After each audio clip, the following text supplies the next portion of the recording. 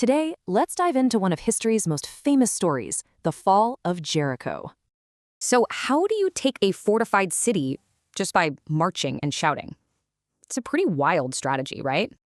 After 40 years in the desert, the Israelites finally arrive, but a massive, impenetrable city stands in their way. Jericho wasn't just any city. It was the key, the gateway to the promised land of Canaan. So instead of a normal attack, their leader, Joshua, gets some, let's just say, unusual instructions for this battle. You see, this whole plan is less about combat and more about ritual. It's totally unique. For 6 days, total silence. Then, on day 7, everything changes. Joshua gives the signal. And just like that, the walls collapsed. The city's defenses were suddenly gone. The Israelites rush in. It's a total conquest, except for one family who'd helped them out. It's an amazing story, but archaeology for a long time said, hold on, was there even a city there to begin with?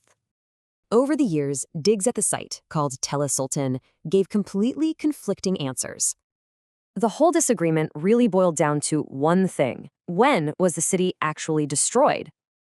But what if we just look at the raw evidence, the stuff the archaeologists actually dug up?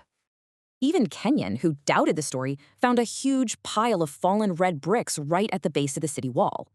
This pile of bricks would have basically made a ramp, just like the Bible says the soldiers went up into the city. And that's not all. They found a thick layer of ash everywhere. This place was completely torched. Okay, get this. They found 6 bushels of grain.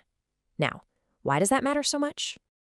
Well, grain was like gold back then, so finding a ton of it tells you exactly how this city fell.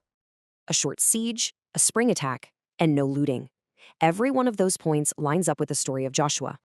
When you put the archaeology and the biblical text side by side, the parallels are pretty incredible. Now, science isn't here to prove miracles, but the physical evidence tells a story that sounds really familiar. So it leaves you with a question. Does archaeology prove these stories or just make them even more fascinating?